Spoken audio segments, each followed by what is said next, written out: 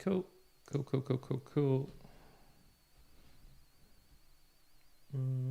Yeah, man, I had no idea that you were gonna. Nah, all good. I should have been more clear. There's exactly why I asked Joey on the chat, so I know how much fucking bullshit there is. Yeah, definitely here. Definitely. Yeah, that is true. It is worth. Everton Park in the city. Yeah. It is worth clearing up with him. That's true. We have Jazz's grandma arriving today. Okay. And so they're gonna go pick them up. I'm gonna go pick them up from the airport at 8:30. Okay. So then I was like, okay, I think I've got time to do the podcast. Nice. All right. Yeah. We'll just make sure we make it snappy and don't go super long. Cool. I'm just gonna do the social posts. Let people know we're live. The sound sounds good. My dear mama was not pleased with the fact that we went live last time. Yeah, she was disappointed. Yeah, you did tell me it was about the posting it to like in private mode, but that's all right. Just done. He said it, not me, folks. We're on YouTube. Yeah. Do you want me to double check? Yeah, I just did. Ah, cool. Okay. Very good. Cool. Man. Send that now. I'll do that. Crypto did a nice little bounce, folks. Well, specifically Bitcoin. Cardano can go suck balls. Yeah. Do you see that they got listed by the SEC as a security? Yeah, I did see that. It almost made me go, you know what? I'm dumping all of ADA. I'm just going straight to Bitcoin. Like, stuff it. I almost did it. But I'm very deep in red pockets in the ADA front. So I've done that. However, I almost considered doing that when Bitcoin was 38,000 Australian, and now it's 40,000 Australian. So yeah, true. maybe should have done that in the end, but that's all right. Wait, really? What? Dumping all of your Bitcoin? No. ADA. Okay. Dumping all the ADA to transfer to Bitcoin. Gotcha. Would have been good for the taxation front too, probably. Gonna get smacked around by taxation, daddy. Well, I'm talking about rules. Oh, Choco Go. This one's the Dak Savage Black Cherry with vanilla. This tastes super good. Holy shit. I haven't had this flavor before. But I'm excited. I'm excited to be live here with Kyrin having this conversation. I don't even know. I completely forgot what we've been talking about today. So Rules and I'm going to have to rules and laws. Look very deeply at my notes. All right. So I said we're live talking about rules. Yeah. Why not add extra stuff on that? Cool. Just did those two. I suppose brother's at the gym, so he can't watch. That's a bummer. Peasant. Listen in. I wonder how. I mean, you can't. Yes, you can. Yes, you can. I wonder how he knows. Must be maybe he has notifications set up. Oh, Ooh, I know what just happened then as well. Check this out. So I must have pressed a button because I got these hotkeys set up. Mm-hmm. I wonder what I clicked V. That's what it was. Because I'm preparing this all for doing the value for value, and I was going to do it live, but now it's kind of like I'm not sure if I want to do it live. Bit hard. So I set up all this stuff, which is useful. Sure, for that, yeah, okay. But yeah, now I'm unsure. So good use of my time there. No, at least you know now. Yeah, good thing I checked just then. That would have been funny. Just make sure I don't hit the any more buttons. Cool. Click V again. I'll ride this. Do this one. And I reached out to the Riverside people again and asked about if they can change it up so the live thing will make the video look nicer. Oh, okay. No response? I mean, I only did it an hour or two ago, so we'll see what happens. Ready, my friend? Let's do it.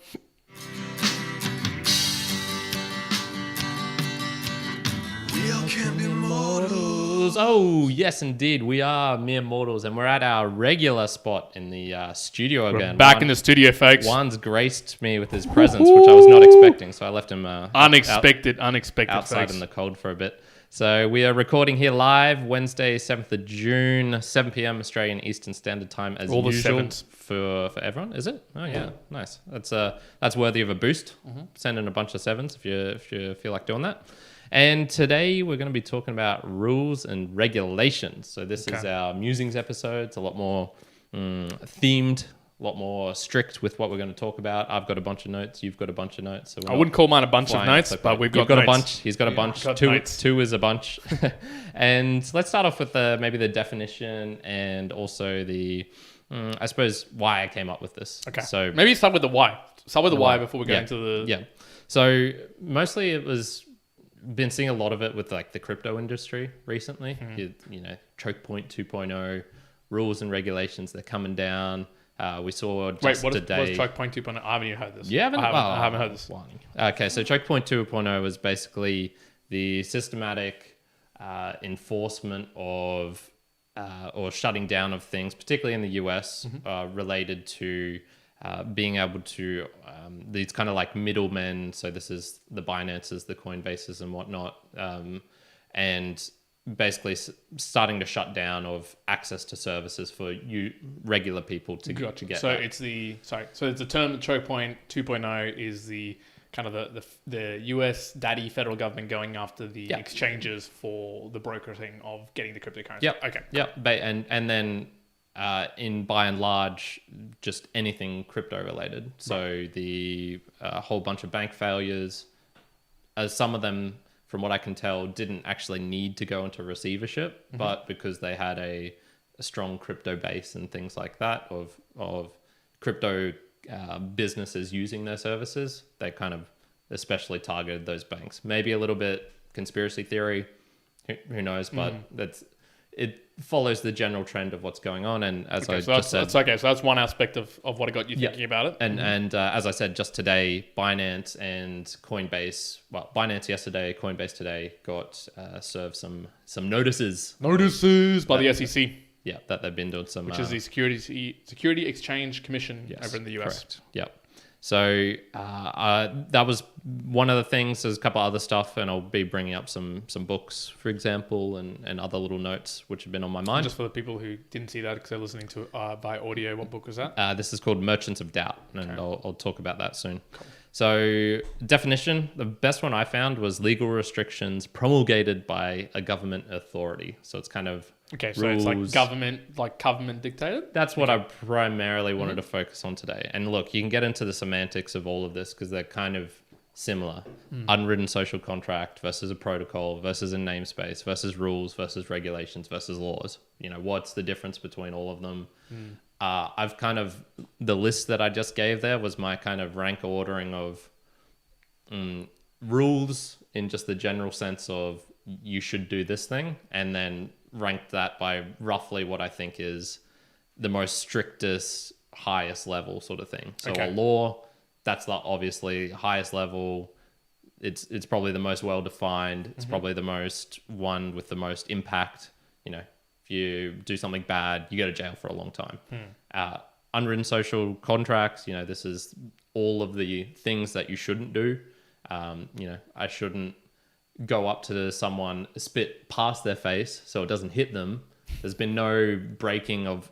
there's probably not a law related to spitting past someone's ear, but, you know, you shouldn't do that. Social norms to do that. Yes. So I put regulations kind of like just underneath laws, as in they're strict, but they're not...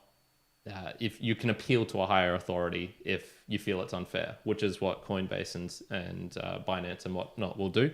They'll go to the actual legal system in the US and start fighting a bunch of the things that have come down. So that's the main reason I wanted to bring it up today. Cool. I saw you had a bunch of pros, so I want to know about your pros for okay. So this regulations that again we're talking about, you know, governments regulating, and I kind of came with two, right? So I'll talk about the second one first, and then the first one, which is the market stability. So this is regulation. Now, by and large, I can see the conversation being had around laws and regulations, but also I can see it my way in the market stability that you can have with regulations and laws being in place. What does that mean? I guess clear example, and we've just talked about it. Bitcoin in its very, very early days was wildly roller coaster-y, if you want to compare it to today's world. We used to go up way higher and way lower.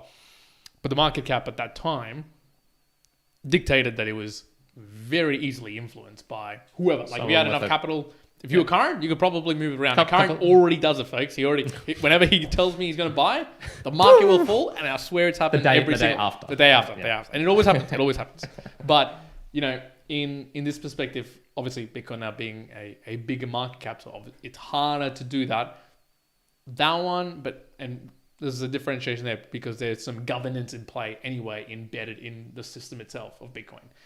But with governments and rules and regulations in society or in the systems that we play in, say in the fiat systems and everything else, it gives some market stability. Without it, you could have a very good conversation as to, hey, without someone following up like I forget what the Australian one is, but a regulator, then you would have more shadiness and crazy stuff happening in things like the share market or the gold market or the derivatives trading market. You would just have people who have a lot more assets or buying power, absolutely dominating and destroying people even more beyond what you can do right now.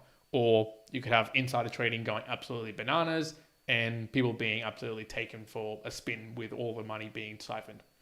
More than what currently happens. But a regulation there in place, I can see the pros behind it. Hey, it's helping to at least provide either a guise or a reality of more of a base field of playing in it.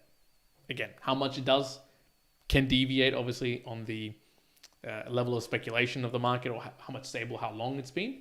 But at least it gives you, whether it's a perceived or a real, some sort of base regulation that does help. So that's the positive that you can be seen. And I could see that. I would hate to play in the share market if I knew or maybe perceived that I had no ability really to win or to succeed because someone else had just more leverage or more knowledge or something like that. Knowledge that is a very direct, again, an example, insider trading. If you knew that company for us, BHP, if you knew BHP were next month going to blow up all of their main sites just for fun and they were going into the fireworks business, you can make a pretty good trade for that, right? Let's do a more realistic one. There's a tailings dam which is just burst. They usually try and keep this news.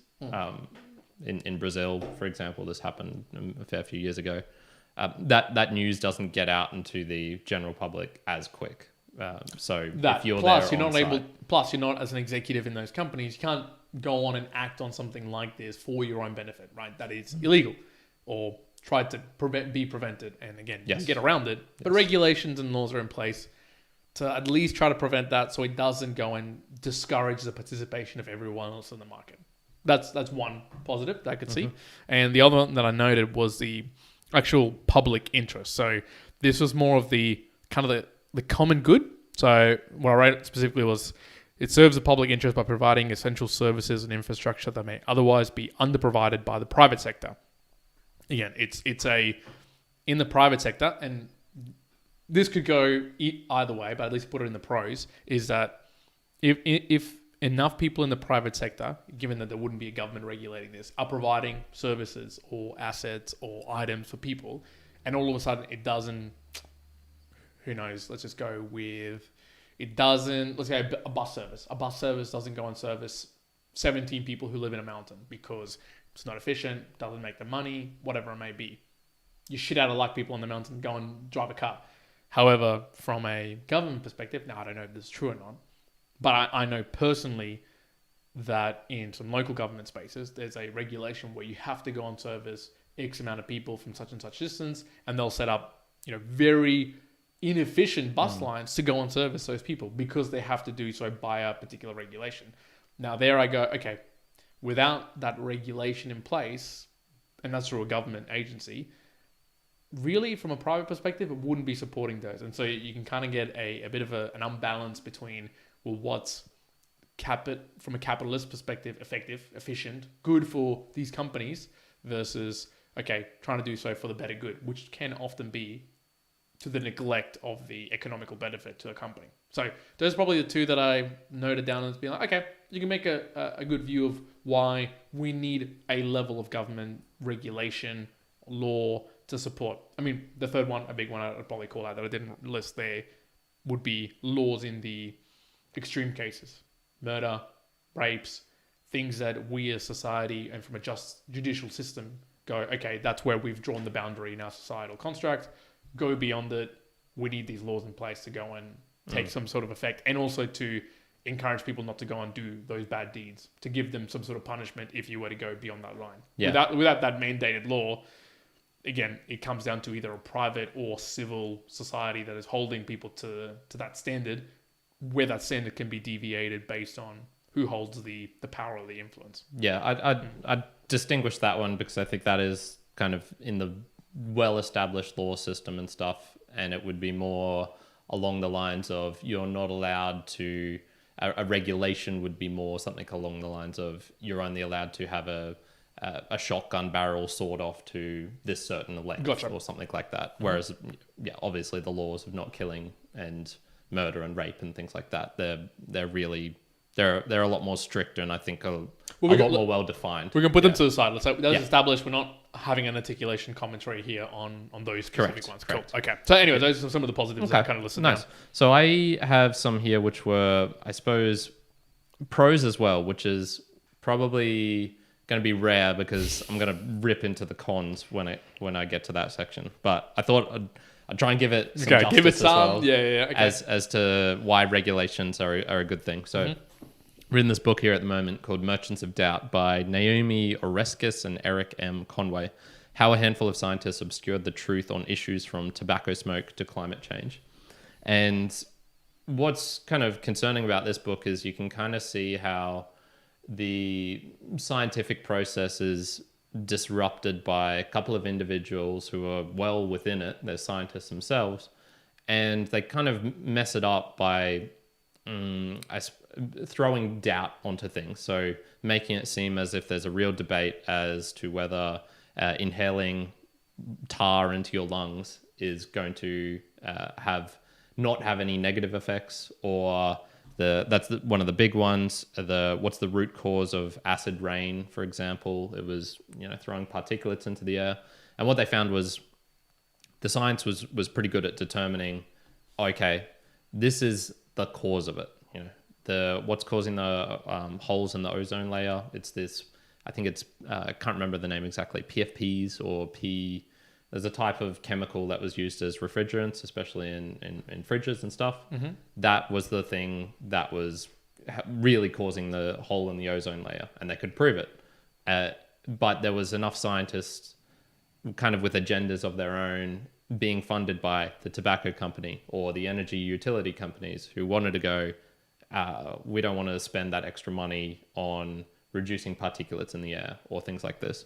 Now, how does this kind of relate to regulations? Well, it's kind of touching upon, I suppose, government policies where you can't have a super strict law, and it's getting towards that socializing risks and downsides, which humans are good at doing. I can whip up a energy company, pollute all the waters, the stream that's I'm upstream of, whatever. Let's say it's like a hydroelectric plant or something, and I'm using a bunch of chemicals as well to oil the machines or whatnot, and I just chuck that in. Instead of making sure that it's not getting into the water source, I just chuck that in. Turbine blades, they're faster now. Farmers down the road of the stream, they get all this shit in their water.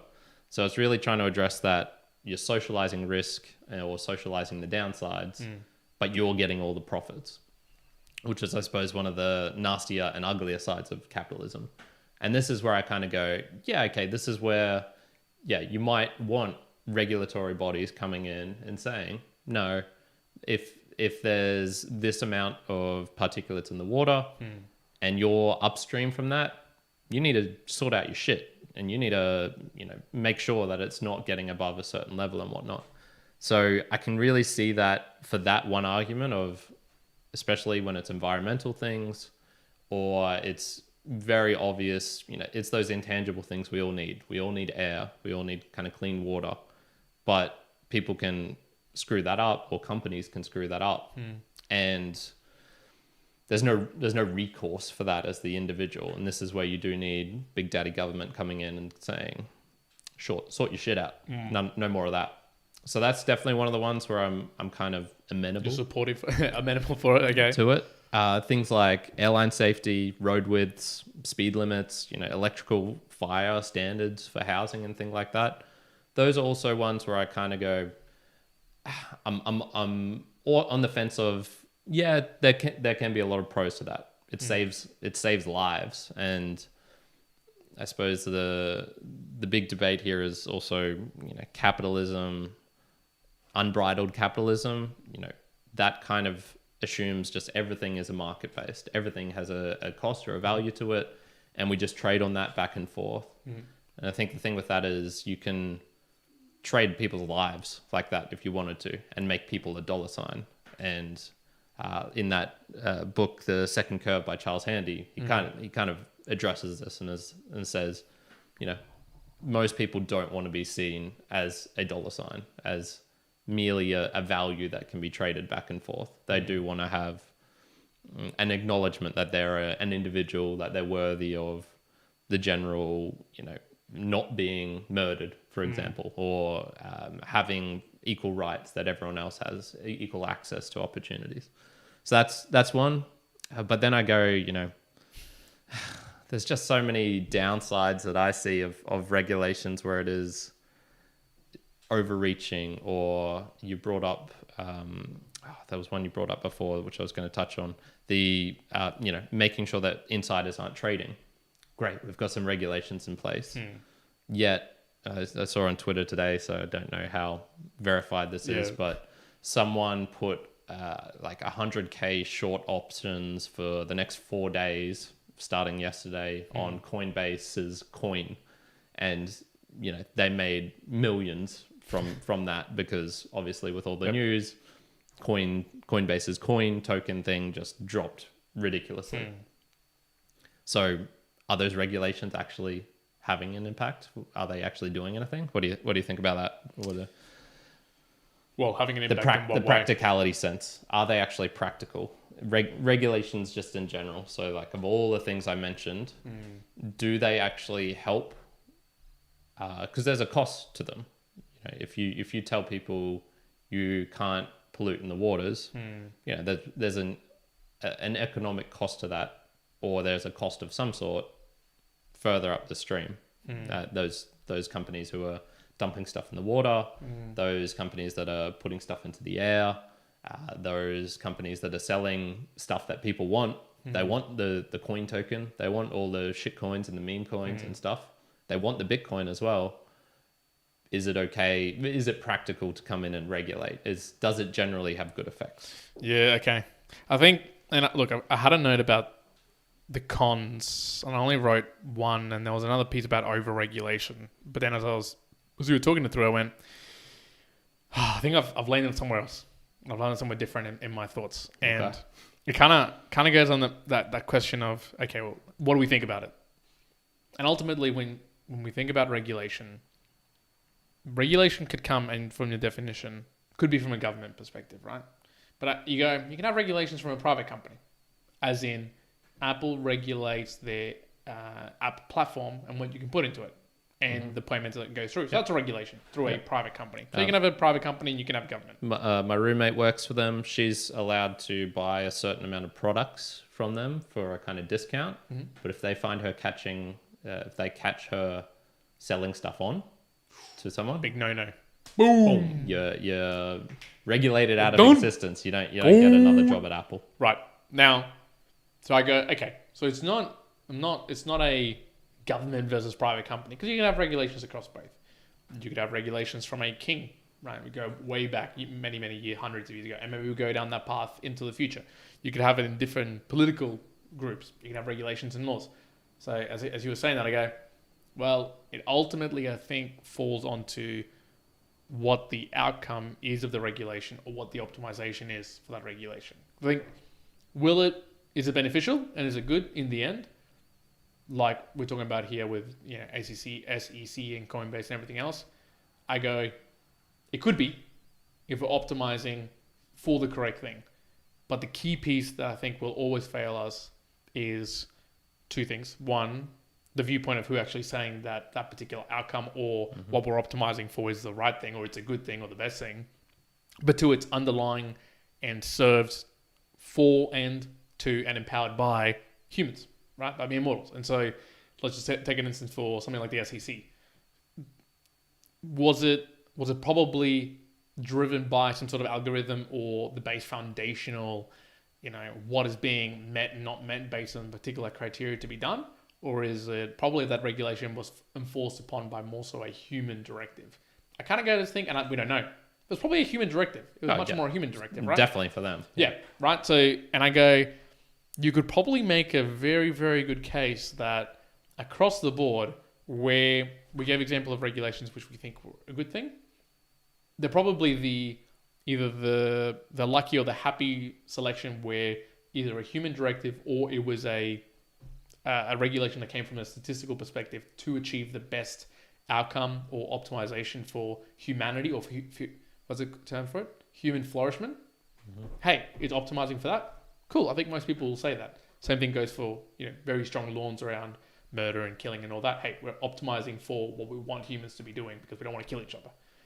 But then I go, hey, if you start regulating things like a shitcoin, or let's just take, for instance, regulating the way we speak, right? So we're talking about, hey, you're not allowed to say these words to me because it offends me. We're going to regulate that. And if you're within 500 meters of me, Canada style, I can charge you for, doing Really? this thing. Have you heard about this? No, never. I don't know the full detail, but it was, and I don't know if they fully implemented it, but is if you can be offended by someone like going out and speaking against what you believe, and you can charge them, and they can be 500 meters away from you. You can still charge them money because they're too close to you. Okay. Something insane. Okay. Go and look at all the details if you want. A more pertinent and relevant one is a lot of YouTubers will not say the words COVID. They'll not say the word suicide. Mm-hmm. They'll not say the word rape because their videos get demonetized and probably the algorithms also hit them down. Nice. So ours is now -2 views on YouTube, folks. Thank you very much. I don't give a fuck. But, and it goes to, again, what are we optimizing ultimately for some of these regulations? Some we might not understand, but across I'm talking everyone, society, hey, it might be the best good. But there is some clear ones which I would go, hey, I don't know if this is actually who's benefiting. Here, I don't know exactly who it might be benefiting from that perspective. I'm talking the SEC here with Coinbase and Binance.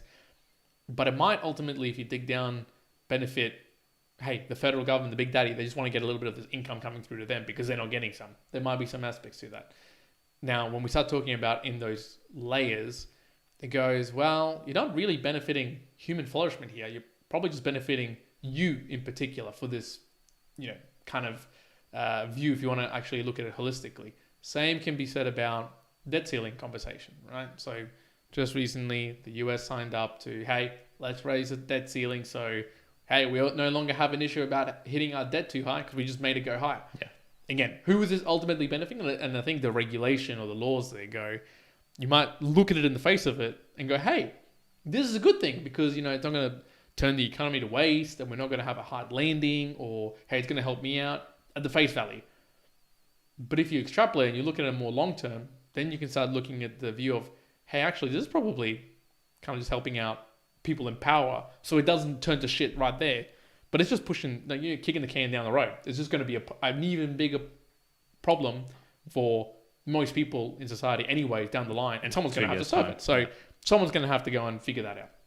So that's probably where I go in looking at most of the cons, because I had a couple of listed there in my mind, but I go, honestly, it probably just falls down the line of it's the ones that are being optimized for the wrong things, or at least what you and me might consider, hey, we're not optimizing here for the right thing. We're optimizing here for profit, for greed, for people in power, for people wanting to do things. And then that extrapolates and goes across to, kingdoms and people who are being led in, like from a sovereign perspective, by dictators, because they're sure as heck are putting some regulations and law, which, to me and you and most of the people listening to our podcast would go, okay, that makes no sense.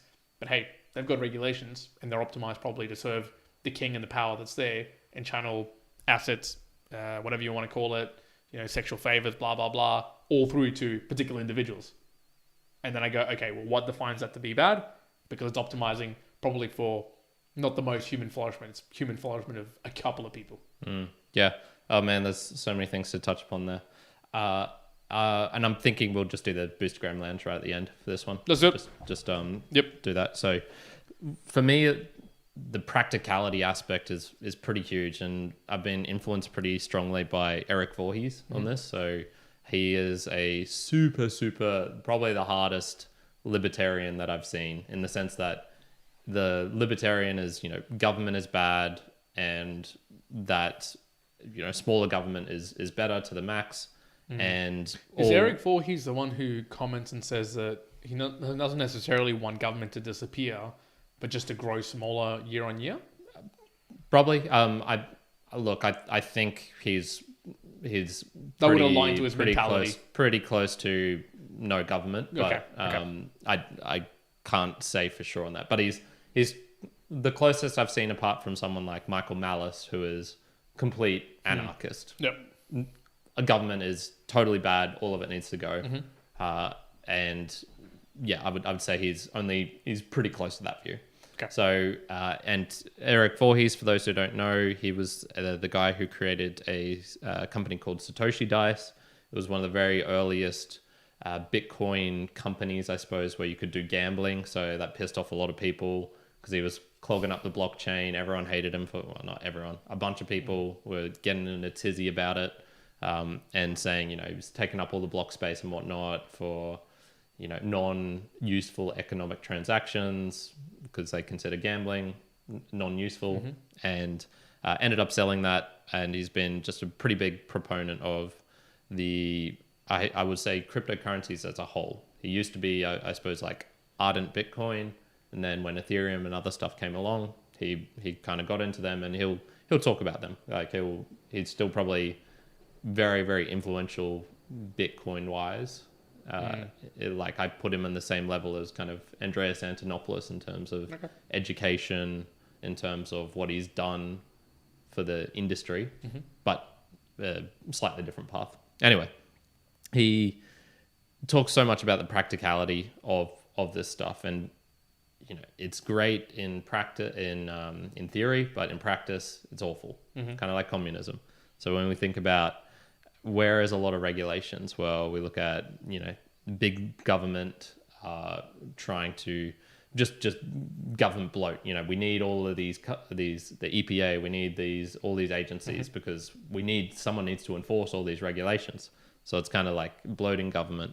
You see it with zombie companies where the money is getting screwed around, where companies are kind of just hanging on. They should have died a long time ago, but through these regulations, through those ones, they can kind of just limp along. You see it with the drug wars. That's a pretty big one.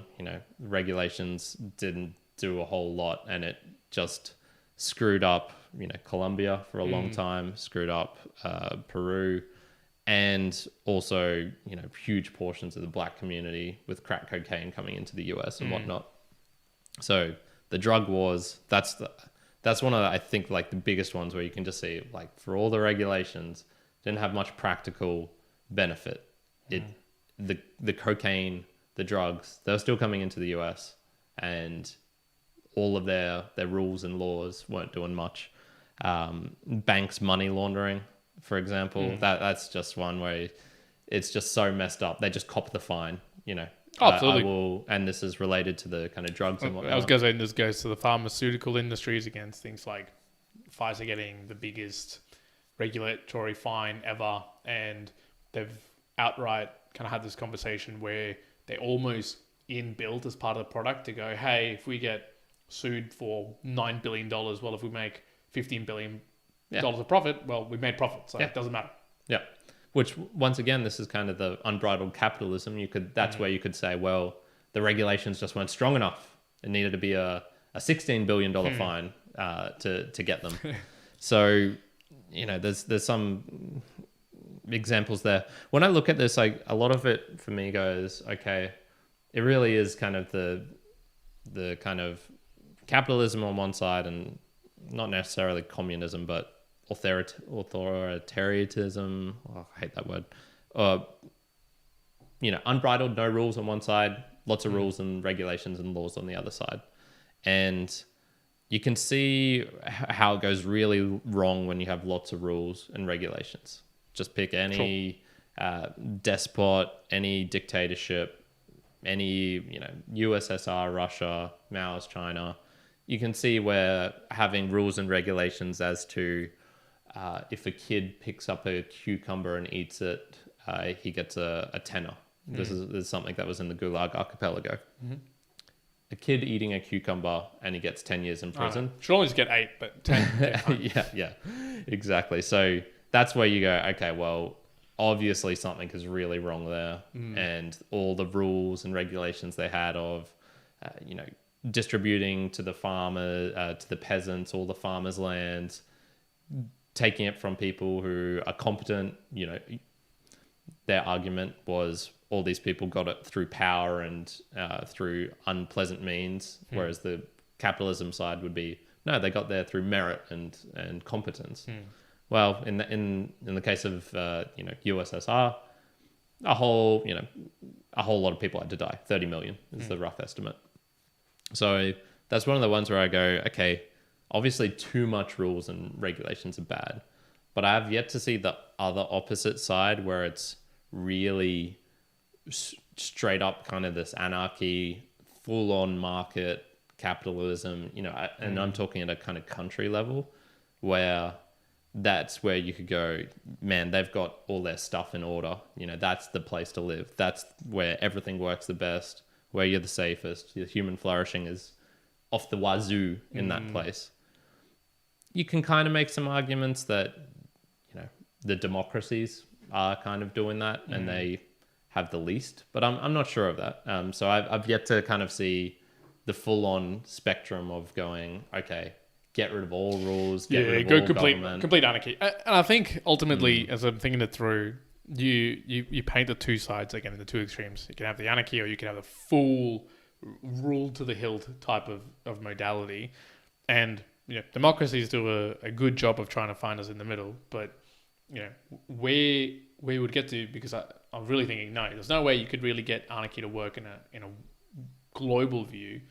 And a simple view for that is, what happens with individuals when you give them more and more choice and more freedom, theoretical freedom here, as in, hey, you can do whatever the hell you want, you can do whatever. Normally, you'll either, because you have so much choice, you'll actually not do much with it. AKA, if you got given, hey, you can go and do 1,000 different things today, and here's 1,000 different other options you can do it. It's almost an overload to the system on what you'll actually do.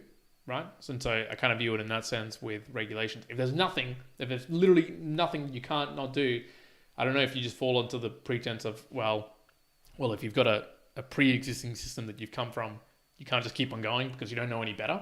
Or if you just kind of start deviating in one form and not others. Like, I don't know how much benefit you'd find with that. I don't buy that argument personally. Yeah, okay. Yeah. But, and I don't know where it would fall in that front, but I do view it because I do agree in the whole discipline equals freedom. And whichever way you want to cut it, I go, hey, having a certain amount of regulations and laws helps to focus in people into, again, optimizing for the right thing in human flourishing. AKA, the right regulations that we might talk about, which might be something to do for the betterment of oxygen consumption for humans, or for drinkable water, potable water, right? So with having some regulations, laws in place to help for that, well, it cements people in doing the things that allows that to happen. So I can see how having some quite critical regulations and laws would be really helpful in that manner. There's a point that I've heard Eric Voorhees talk about where he goes, I'm not completely anarchy. I think that people coming together, for example, at a kind of protocol level and deciding the rules, and then the rules are enforced by the code, and that you can choose to follow that code or not, i.e. something like Bitcoin. Yep. That's stuff that he's kind of on board with. And this is where you could maybe go, well, we just haven't had the chance to look at something like Burning Man. There's no one person, one government, it's kind of lawless, but it works at the same time. And that's a whole bunch of people.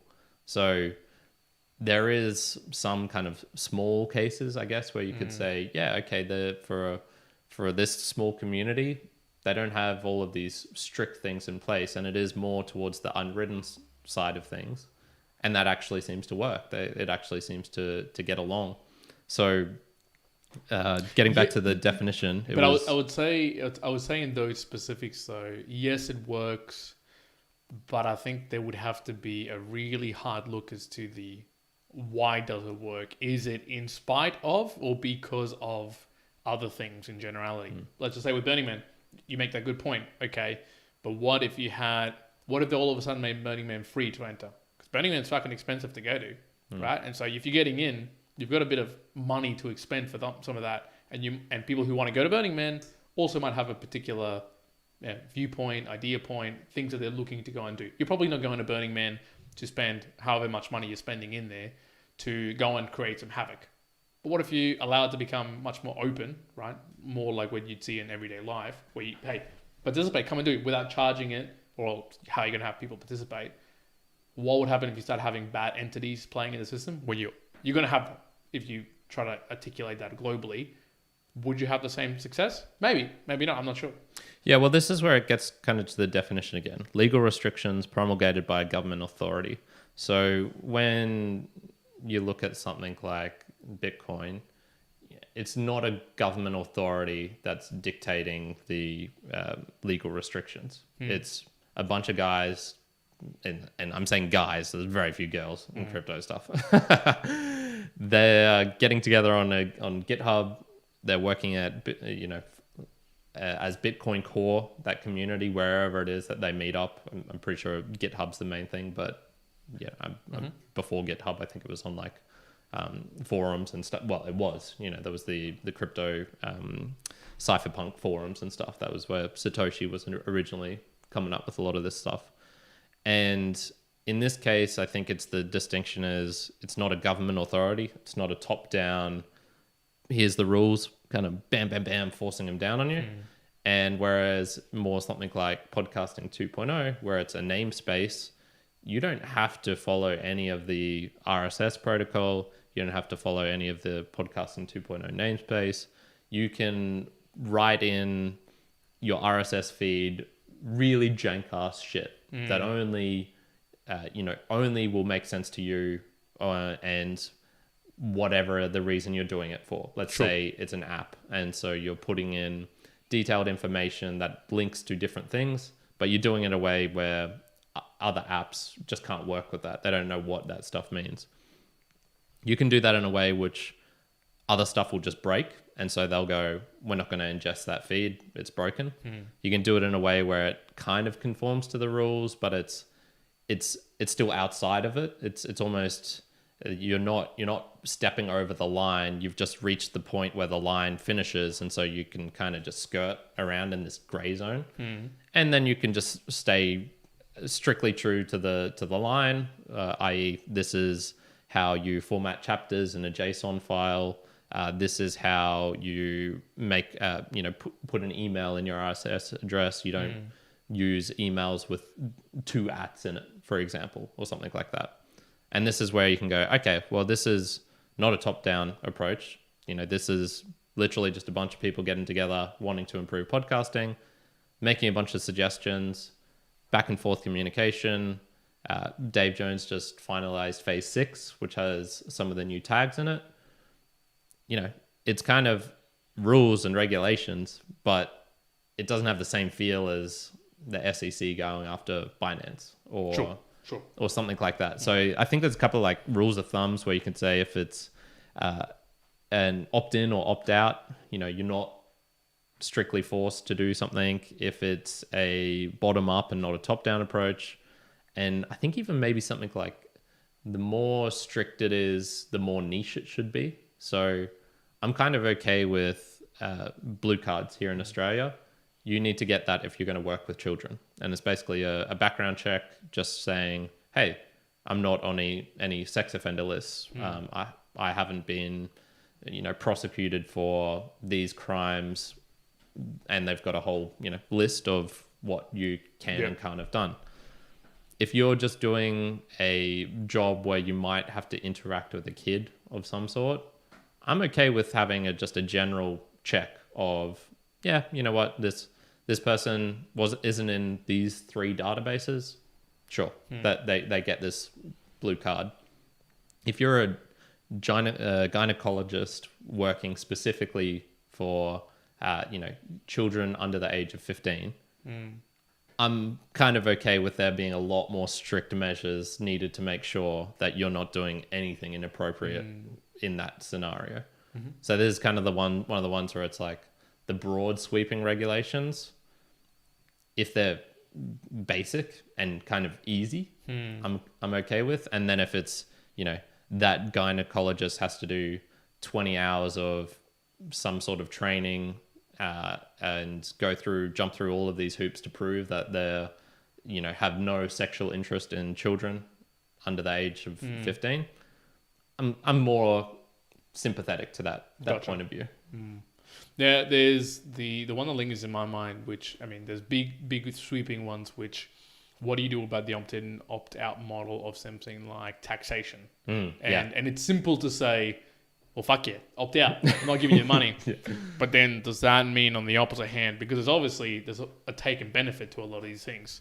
And so the benefit, obviously, of taxation systems is that that's the large way which governments get funding for them to be putting that back out from federal to state to local of, hey, we build your roads, we construct your buildings and all that, largely through those models. Yeah. Do you then, I'd almost go, okay, so if you're choosing for the opt-out model and you go, I'm not paying, do you also at the same time lose the benefits that come with that? Or how would you... I think in that case, the opt-out model is not, I get to continue living in Australia and not pay my taxes. I think the opt-out is, I get to move country and I get to renounce my citizenship. I think that's more along the lines of what's kind of acceptable and not acceptable. Yeah, I wouldn't even say move out of the country. I would just say lose your citizenship then. Lose some of that view of, or lose some rights. You don't get access to Medicare. You could also, I was going to say, lose the benefits of the citizenship. So, obviously within Australian citizenship, for people who don't know, you get the Medicare support from a health perspective. You get rebates on a whole ton of things from childcare.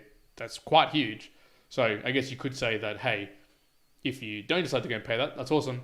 You then don't get any of these rebates, which ultimately is probably end up being the same sort of payment, but you get to choose where it is then that you're going to be either feeling that take, or if you're happy to sort of pay that through. Yeah, that could also be the case. And this is where it's kind of it would be nice. So smoking, for example, I'm not a big fan of smoking, just because it kills people for the most part.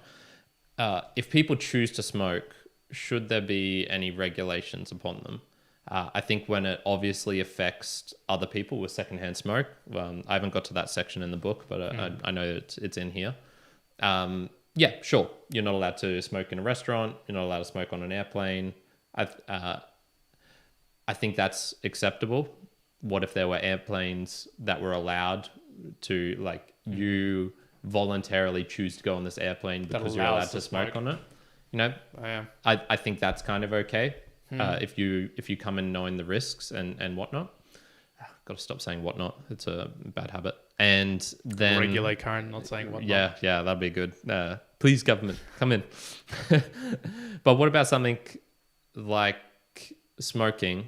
Is that something that should be regulated because we see that it has negative health effects, and then those people get lung cancer? Tremendous drain, I suppose, on the medical system. Is that then acceptable to go, okay, we're going to chuck on some extra charges for you? We're going to regulate this so that sure you can get it, but you have to pay more and to kind of compensate. Once again, this is getting towards that socializing the negative effects. You smoke all of your life, and then right towards the end, you have all of this intensive care, which is extremely costly. And that just gets chucked on the average Australian in the aggregate. It's tough, man. And I mean, those are very specific pieces, and I think you could have a whole conversation and find lots of pros and cons. But overall, when it comes to regulations and laws for me, there was a question which I was going to pose to both of us, but I thought, again, you get into so much detail into some of these, and you could write up that people have written a whole host of books about it. Yeah, tons.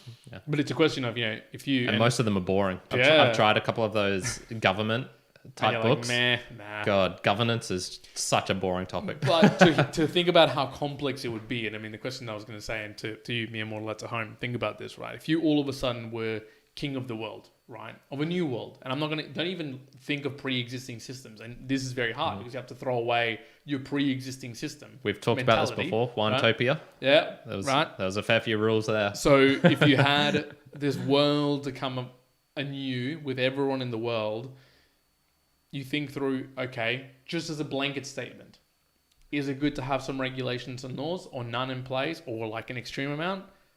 Where I fall in just generality, I'd say having some is good. Having some in place to at least help us out. And I'd probably say in the moving forward, whether it's a democratic way or whatever other way might be beneficial, it's having enough at play that it allows the betterment of humanity with a slight view of starting to, and I like this view of minimizing government, only slightly, but trying to minimize government on a cycle basis. So, if it is whatever size it is and whatever regulations it's in place, try to take away a little bit of the fat of, okay, that might not be needed anymore. That might not be. And then, as so would happen, you'll have to add something. Something will have to get added because someone will participate bad, someone will break the system in whatever way, and then you'll add something, and then you'll go on, and then you'll start taking away. What I don't think a system really works is, and it's where we're trending to generally, is the opposite way, where it's more regulation, more laws, more specificity, more punishment for the deviance of a particular few that then harm the whole. And I think that's where I go, okay, I wouldn't go down that path. I'd be a little bit of a move me towards anarchy slowly, but not a full anarchist. I think that's where I kind of see regulations and laws. Yeah. All right. So just for that question, I would say, for me, whatever amount of, let's just say the current Australian government as 100% of regulations and stuff.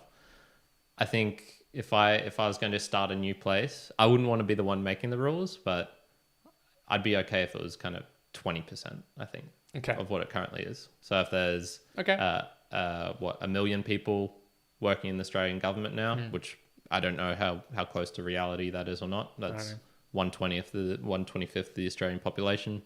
I'd be okay if it was kind of 200,000 instead. Okay. Especially I've just heard some recent things of people who are getting employed by the ATO, and and I know them, and I know their GPA score, and oh Lord. How many people did you think it was? So I just said 1 million. I would probably expect it's 3 or 4 million. It's that can't be as of much. June 2022, I guess of Australia, in the public sector, 2.4 million. Okay, 2.4 million. Oh, So it's actually 10% of wasn't that Australians. far. Yeah, Right, there about you 10% go. of Australians work for the public service. So There you go. There you go. Interesting. All right. Well, my summary was, I think ultimately it comes down to this: do people need protection for their own good? And are they too stupid or too ignorant, and they need someone telling them what to do? They need some regulations. They need some rules and laws. I don't particularly need a law telling me not to murder people to stop me from murdering people. I don't think that's the right way of looking at it. So in that sort of side of things, I fall really onto the side of people should be able to make their own decisions, their own choices. If they do choose to murder someone, I don't think there's people at this very moment who are just like, man, I'd really like to kill someone, but just that law in place is what's really holding me back. Yeah, I just don't think that's the right way of looking at it. So a lot of these regulations and whatnot, we need these crypto here especially. We need this. We need to protect the consumer from all these shit coins and meme coins. If you're buying cock coin on ADA, that's one thing that's popped up recently. If you're buying butt coin, if you're buying dick butt coin, if you're buying Get ready to make some gains. if you're buying PP coin. you're buying cock punch, I think you should be allowed to do that if you want to. And so I completely disagree with the kind of whole mentality of that. You touched upon some other things. Who gets to decide what's the punishment going to be? If I was in the US, I would not be okay with an unelected group being able to dictate the money supply, and it's 8 people, which is basically what the Federal Reserve does. That is beyond ridiculous.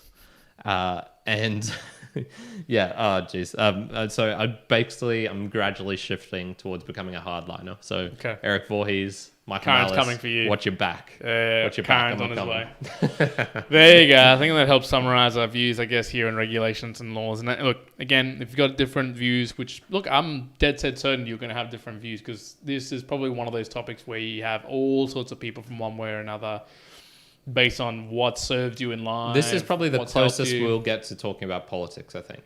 This Yeah. is very pretty close. adjacent to politics. I would say we're never going to talk about policy specific, I don't think, ever. Unless there's like some I hope specific not, one man. that comes out about like, hey, yeah, there's a policy that Kyrin can't wear chucks on his head hand for standing. podcasting.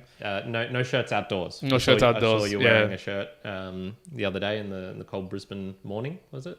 Not wearing. Yeah. Yeah, I did it this morning actually on the walk into the office. Yeah, So, I saw that. yeah, reel. if they're like, oh, you're not allowed to do it, I'll be like, Public nudity. nah, gonna do it anyways, folks. See you in jail. Anyways, so that has been the topic today. So do leave some comments, of course, folks. The way that we would even prefer better was obviously sending through a Boostagram, and we did leave the Boostagram Lounge to the end here because we were going nicely through a couple of topics. So let's get into the Boostagram Lounge first, and then we'll talk through about how you can go and support that and a couple of other things as well. So and let me just go back, and where do I begin? I've got, what's the date today? So I've got one. I've got one, I believe. Yeah, I think. Which is just a Dave Jones. Yeah. The weekly boost for the Mere Mortalite Nation with 12,112 sats and using Cron. So Dave, again and always, thank you very much, sir, for sending through that particular Boostagram. Yeah, because it's a little bit low. I'll shout out a couple of people who I saw streaming, and sometimes we get boosts without a message attached to it. So we had MCKR on Podverse. He sent through about 4,400. Curious Concept, 3,700. Withers on Podverse as well, 3,100. There's an interesting wgrabber at getalby.com on Podverse, 1,680. I'm guessing these because these are just 10%. So the numbers I'm actually seeing are 168, 310.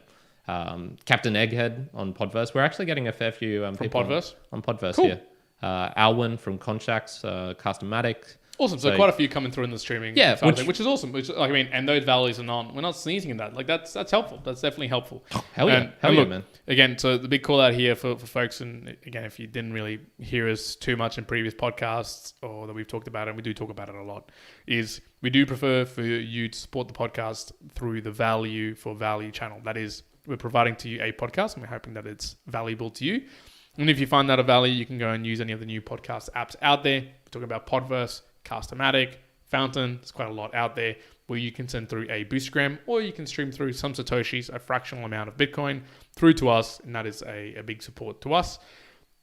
We've been talking a little bit about this offline, but there might be other ways that are going to be coming out soon that you can support us in different ways. Again, we're still providing the same value of the podcast, but what we're realizing is that in the intermediate mode, you know, before podcasting 2.0 takes over in the very, future, we don't know what the future looks like. So to keep us going, there's some intermediary ways that we want to also open up for the people at home, for the Mere Mortalites to help and support us to make sure that we can continue providing a quality service, a quality, valuable podcast, and for all the content that we're actually putting through and articulating through.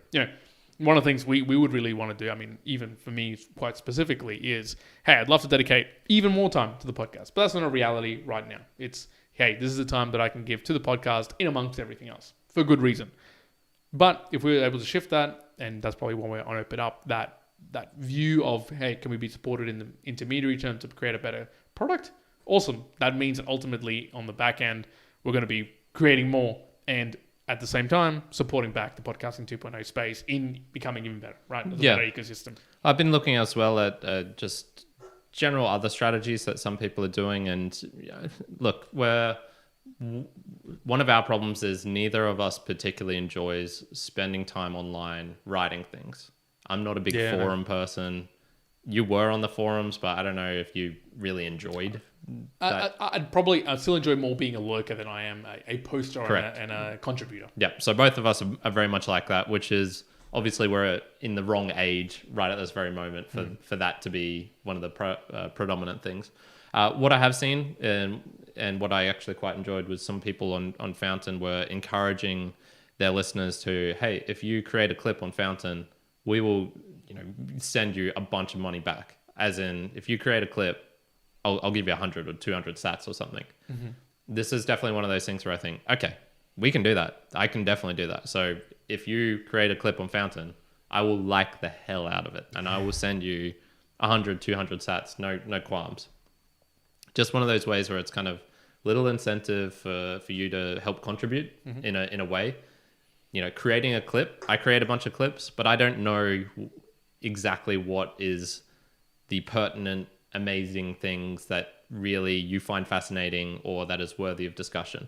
I have a guess and I try and do my best and I create a bunch of them, but it's always for me a little bit of I don't know exactly what the audience finds most fascinating about us because it changes. Some people really like the self-development stuff. Of course. Some people like the tech stuff. One thing's for sure. Everybody hates Kyrin and the reels, and everyone hates Kyrin and this book review sometimes. Come on, man. No. I think in generality, it's one of those, I think 90% of people really enjoy it. And then you got the 10% real vocal people, which are why do you create this reel? It's useless. Yeah. Get rid of it. Get rid of it completely. That was a funny one. That folks listen to this. Shut the fuck up. Just don't go watch it. Don't go listen to it, folks. Yeah. No, but it's definitely. I want to do more things to connect with you, and I don't want that just to be a thing that I say. I want to try and put that into practice. So more things. If you are in the Brisbane area, please reach out. I would love to have a drink with someone who listens to us, who I don't know about, and is in the Brisbane area. If you're overseas in Germany, Switzerland, Spain, the Europe area, and even kind of the south coast of America, I'm going to be traveling next year. So kind of reach out to me because I will make the effort to find you in person and whatnot. Yeah. So, the other thing as well, and again, this gets you into how we get people to support us and we can talk more about this offline. But dude, there is such a plethora of people out there who create these masterminds, these groups, people that can support you in whatever conversation. Now, predominantly we're giving value through the form of a podcast, right? There isn't much stopping us to say, hey, if you want us, if there's 10, 15 people out there who would really benefit if we spend, 30 minutes to an hour preparing for these conversations, and it's for things that we find of interest. If you would find it useful for us to talk about a particular topic and get really in-depth and really detailed, I'm talking us going and researching and getting some good 10, 15 hours, equivalent to what we used to do at the very beginning when we get lots of spam. Now, I don't know if we did that much, but we did probably not that much. More. We did more. Yeah. Now, if someone was to say, hey, and I see this all the time, right? Where they get, hey, there's 10, 15 people, and if we give the availability of, hey, for 2 hours, we'll do a 1 hour conversation about this particular topic and all the reasons and all the knowledge that we've acquired from it. Again, this could be a fitness. Weird to say this, but it could be about cryptocurrency and Bitcoin or economies, right?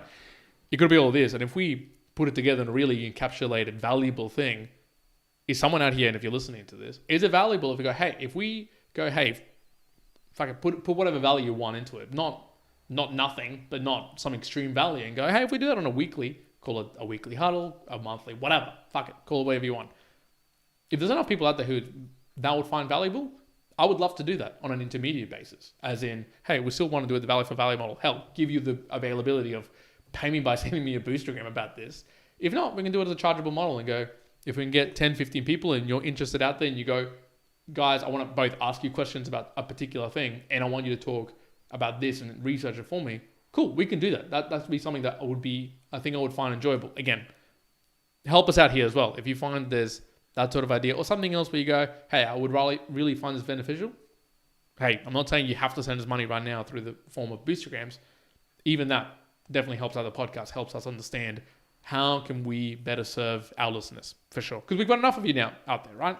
To a day-to-day view, we have a look at the statistics. We're looking at things that are coming through. They're on the up, right? Yeah. We've been out of this now for coming into 3 years soon. More. Sorry. 4 years. Coming to 4 years in September. So 4 years will be there. And I'll tell you what, we've got a hell of a lot more viewers and listeners than we did in the first year or second year. In fact, I think most of our listeners and viewership is probably in the last few months. Yeah. Right? And it's probably going to be trending more. again, before we go into, stratosphere, hopefully, how do we best serve you so we don't forget the little mere mortalites who've been helping us out for so long. So, anyways, that's a long ploy there. But if you can help us out, feel free to do so. Again, sharing with people, talking about it helps out a lot. I'll finish this last bit, which is, why would you do that if you're looking at all these other things? Why do you need support from us? Well, we do the value for value model, which is one thing I can swear will never happen is there will never be ads on this, nor will there be a kind of paywall for at least this mere mortal stuff. What you were suggesting then kind of had some inklings of that. If it's separated enough, I'd kind of be okay with that. But for this show, definitely no advertising, no paywall, which means, we're shit out of luck. We don't have any money. Yeah. We're paying a bunch for the cameras, for the hosting, for improving the podcast, I need to soundproof this room at some point. There's a whole bunch of things which require some cost, and then just our pure time and energy. I don't have a full-time job. This is kind of my full-time job now. So the way that we just ask you to contribute back is just by sending us some money, whatever amount you feel you got from this. This was an hour and a bit long. What would you rate your own time as for an hour and a bit? And did we say anything that made you laugh? Did we say anything that made you think? All of these sorts of things. We just ask that you contribute back. I will say at the moment, the easiest way, just go to meremortalspodcast.com/support or supporter. You can write in either. Very nice. One. And there will be some details on there for how you can help to do that. So we'll just leave it at that for today. Beautiful. All right, Mere Mortalites, thank you very much for joining in. For those listening to this at a later time, do remember that we do the musings live, 7 p.m. Brisbane Standard Time. On a Wednesday. Folks, that is it. One out. Kyrin out. Yeah. Fuck you, SEC. Good. Good. Need a runoff, man? No, I don't think so, actually. Oh, cool. Dude, I think it's the first time I've seen you since the know, baby. since baby, man. Congrats, man. Ooh. Congrats. Very, very A couple cool. of things. For anyone, I'll be in the Discord for the next little while-ish, and I'm just going to shut down the stream now. Thank you for tuning in, and until the next time. Peace.